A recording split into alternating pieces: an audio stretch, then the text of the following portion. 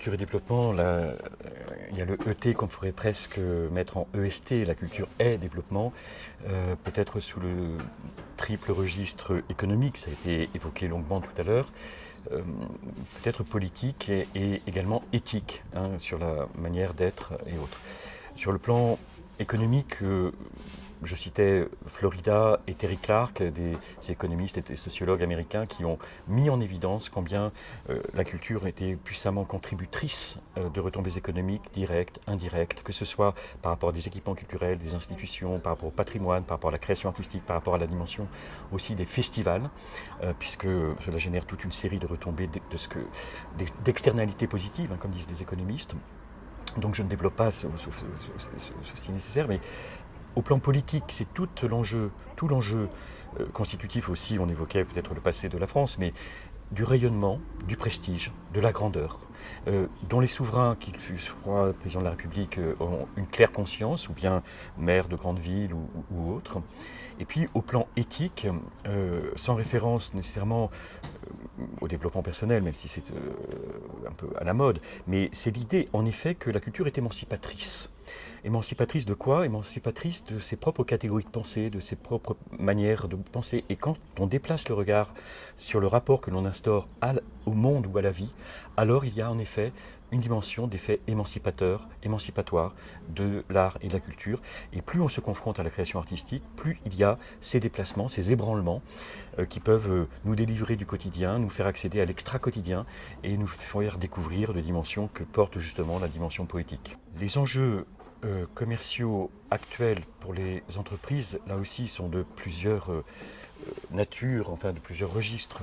Il y a bien sûr la contribution très directe à toute l'activité artistique et culturelle, que ce soit directement, je prenais le cas des festivals, ou bien dans les retombées, puisque si on prend le cas du Festival d'Avignon ou d'autres festivals, pardonnez-moi, il y a toute cette dimension de l'hébergement, des déplacements, de la restauration, de la consommation, de l'achat de places, des produits dérivés et autres, qui fait qu'il y a une activité très intrinsèquement liée par rapport à la création artistique, y compris dans la dimension de la distribution, de la diffusion, de la communication, puisque l'enjeu est d'aller au public, et parce que le public ne connaît pas toujours les œuvres qui vont être présentées, et donc l'idée de créer des conditions qui vont favoriser, faciliter la possibilité de mettre en relation des individus avec les œuvres est également très cruciale, je dirais, pour des dimensions commerciales. Et puis, il y a des dimensions qui touchent à l'ampleur du secteur culturel, c'est-à-dire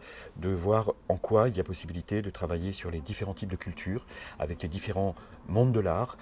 Est-ce que c'est avec les pouvoirs publics? Est-ce que c'est avec les critiques? Est-ce que c'est avec le public? Est-ce que c'est avec les établissements? Est-ce que c'est avec précisément toute la dimension des produits dérivés également? Enfin, il y a donc toute une série d'acteurs, de partenaires, acteurs sociaux et économiques, avec qui il est possible de travailler et de déployer justement ces deux dimensions de la création artistique et de la culture, avec l'idée qu'il y a ici la possibilité de rejoindre, c'était l'enjeu de la question précédente, les effets émancipateurs de la culture pour chacune et chacun, mais aussi les effets de grandeur à l'échelle d'une ville ou à l'échelle d'un État-nation. Le principal défi des entreprises dans les prochains mois, c'est peut-être, pardonnez le paradoxe apparent, c'est peut-être de redéployer des politiques générales, des politiques stratégiques, j'ose dire à moyen et long terme. Parce que les questions se jouent en matière de culture pas dans le rapport immédiat de la consommation. C'est dans le déploiement de l'être, ou d'un territoire, d'une ville et autres. Et cela suppose de constituer, d'élaborer des politiques générales ou des politiques stratégiques d'envergure, à moyen et long terme. Je prends l'exemple des politiques publiques qu'on évoquait, l'idéal de démocratisation. Si vous prenez la démocratisation de l'enseignement, il a fallu plus d'un siècle. Les lois Jules Ferry, c'est les années 82-83, 1882, et en 1910-1920, tout le monde sait lire, écrire et compter. Pas tout le monde d'ailleurs, mais grosso modo, la démocratisation de l'enseignement primaire, c'est les années 1910-1920. La démocratisation de l'enseignement secondaire, c'est les années 50, 60, 70 avec le collège et le lycée, avec le grand rêve de promotion sociale par l'école, de mobilité sociale ascendante. Et la démocratisation de l'enseignement supérieur, c'est depuis les années 1990-2000, depuis 30 ans. Entre 1882, 83, Jules Ferry et 2022, vous avez près de 150 ans, en tout cas plus d'un siècle, c'est-à-dire 3 ou 4 ou 5 générations qui se tiennent par la main.